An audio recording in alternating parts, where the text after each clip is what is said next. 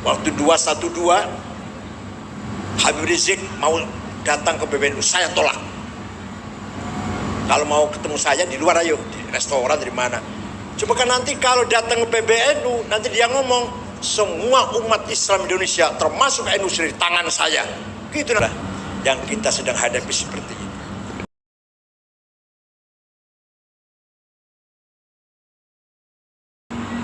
Kiai Wahab, Kiai Mahrus, ya alim, intelek, ya aktivis, pejuang, ya sakti. Masya Allah. Kiai Wahab, Kiai Mahrus, dua orang ini. Kiai Mahrus dari Boyo, saya santrinya. Ya alim, ya aktivis, ya sakti, ya kaya, yang gak miskin banget gitu loh. Levelnya Kiai kaya lah, levelnya Kiai. Kiai Mahrus mobilnya motornya sampun merek Fiat. Waktu itu wah, tahun 70 orang punya sedan Fiat luar biasa. Kiai Ali Maksum Jogja, Holden. Kiai Wahab berapa? Kiai Wahab berapa? Sepeda motor. Opel. Lalu Kiai sudah kaya lah pada zamannya. Walhasil, tapi beliau itu mempunyai al-quwwatur ruhaniyah. Maka yang mewarisi pesantren Bahrul Ilmi ini juga harus membangun kekuatan ruhaniyah, the power of spiritual, akan melahirkan the power of idea. Pertama, kita harus memperkuat basirah, the aim of heart. Setiap manusia punya basirah. Bal insanu ala nafsihi basirah. Apa itu basirah? The aim of heart, penglihatan batin. Gunanya itu apa? Untuk fa'alhamaha fujuraha wa taqwaha, membedakan mana baik mana buruk. Kiai harus punya mata hati. Oh ini santri yang beling ini. Oh ini santri cerdas. Oh ini santri baik. Oh ini santri enggak baik. Harus tahu itu. Oh tamu ini mau tamu baik-baik ini. Oh ini tamu ini nipu ini, menjilat ini. Sang dokter betul. Ki Hasim jaringan. Tamu macam-macam kan tamu ini. Oh tamu ini datang ke sini karena politik ini, enggak ada yang lain. Ketua NU harus begitu. Ketua umum PBNU harus punya basirah. Harus punya basirah. Ya nyung sewu. Waktu 212 Habib Rizik mau datang ke PBNU, saya tolak. Kalau mau ketemu saya di luar ayo, di restoran, dari mana.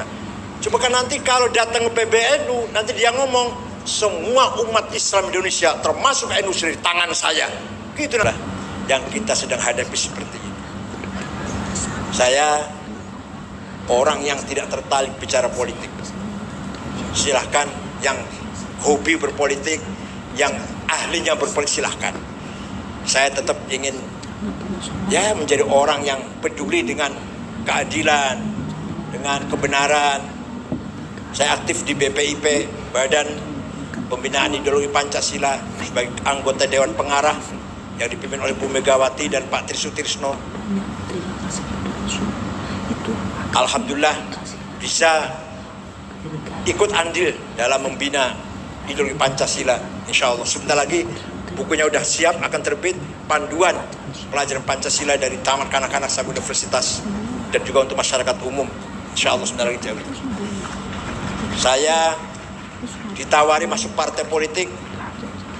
Mohon maaf, bukan bakat saya, bukan di situ tempatnya. Bukan tempat saya berpolitik. Nanti malah kalah dengan senior nanti. Kalau saya masuk PKB, ya kalah dengan Pak Muhaimin. Cara berpolitiknya lu ya. Kalau ngaji, ayo, nggak akan kalah saya insya Allah. Kalau ngaji, walhasil orang tuh harus tahu di mana tempatnya yang benar. Wala taqfu ma laisa laka bi'ilm innas sam'a wal basar wal fuada kullu ulaika kana an mas'ula. Kamu jangan masuk ke wilayah yang kamu nggak ngerti. Kamu jangan masuk ke wilayah yang kamu nggak paham. Nggak ngerti politik, jangan politik. Nggak ngerti berbisnis, jangan berbisnis. Paham betul? Nggak ngerti agama, jangan fatwa. Nggak ngerti agama, fatwa, salah semua nanti. Kalau di pesantren lagi, waduh, gue ahli agama di pesantren, ya sudah, nggak karu-karuan, salah semua.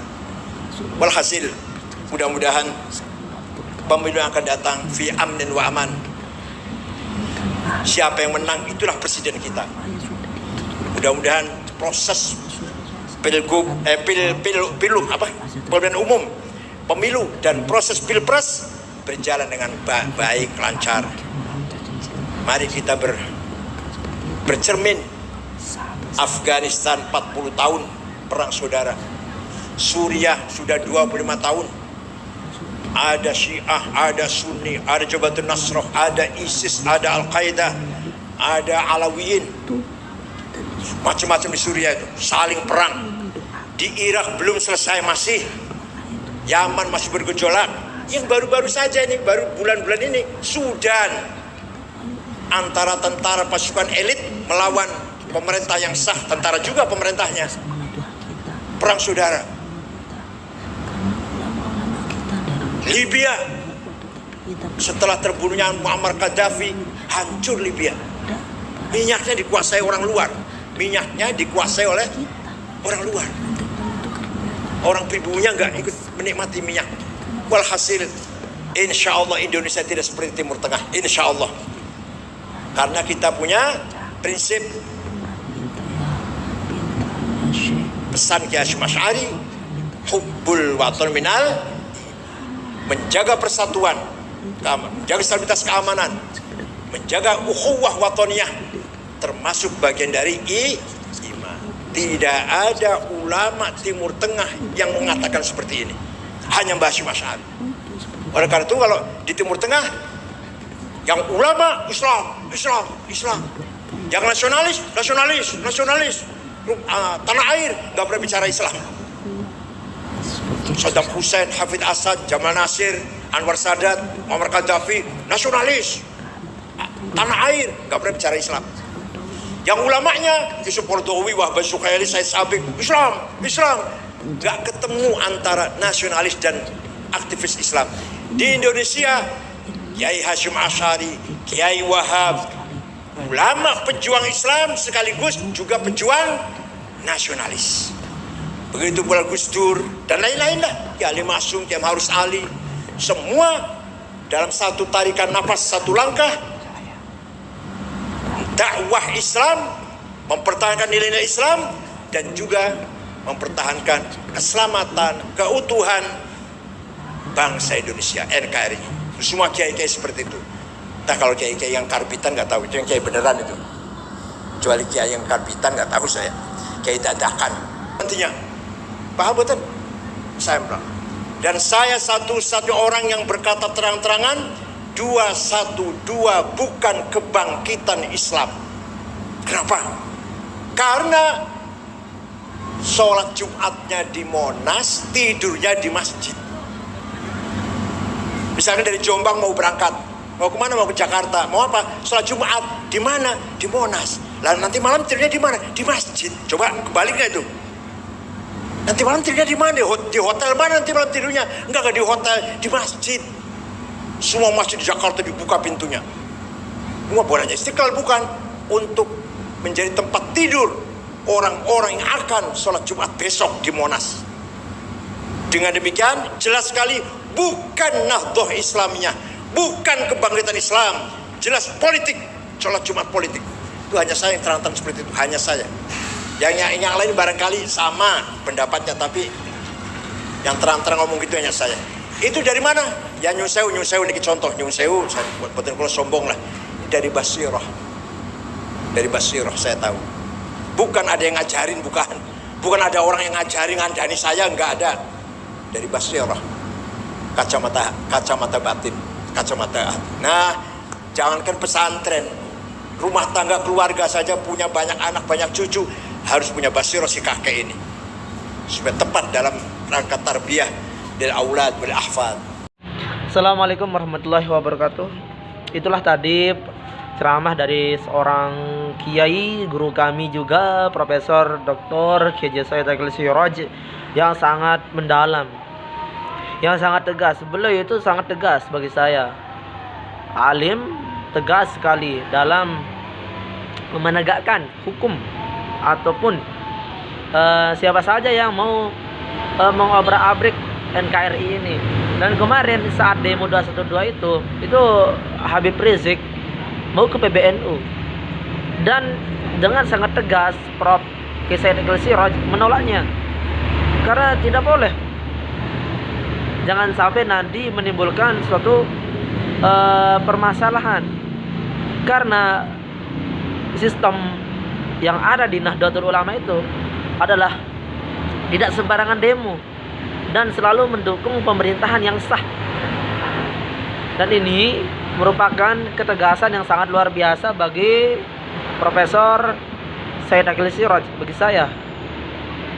Apalagi tentang pabrikan tentang negara ini, jangan sampai ada orang yang memecah belah.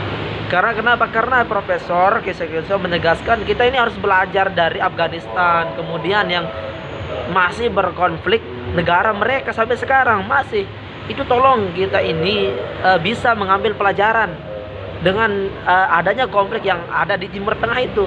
Jangan sampai ini terjadi di bangsa kita di Indonesia, perang saudara ini. Karena ini sangat bahaya yang namanya perang saudara, pertumpahan darah. Kita bisa mencontohkan, kita bisa melihat Gus Dur tidak mau perang saudara karena tidak ada jabatan di dunia ini yang harus dipertahankan mati-matian, itu kata Gus Dur. Pada saat itu masyarakat basis massa Nahdlatul Ulama sudah banyak sekali yang mendukung, yang ingin menghabiskan orang-orang yang tidak setuju pada saat itu. Namun Gus Dur memilih jalan perdamaian. Ngapain jabatan ini harus dipertahankan mati-matian? Tidak ada. Apalagi sampai pertumpahan darahan tanah seorang rakyat Indonesia. Jangan sampai, itu kata Gus Dur. Dan ini itu sangat salut sekali terhadap ketegasan Profesor Kiai Said Akil Siraj ini. Dan para netizen juga bisa melihat, jangan sampai di zaman sekarang ini kita terpecah belah. Dan yang sekarang viral juga tentang penelitian Kiai Imaduddin Usman. Kiai Imaduddin Usman itu bukan memperpecah belah, tetapi memberikan edukasi terhadap masyarakat-masyarakat yang masih belum paham tentang sebutan atau tentang nasab dari Rasulullah SAW, apakah dari Ba'alawi atau dari Alawi itu, apakah dipanggil kata Habib atau Sayyid. Oke, sekian, terima kasih, semoga bermanfaat. Wassalamualaikum warahmatullahi wabarakatuh.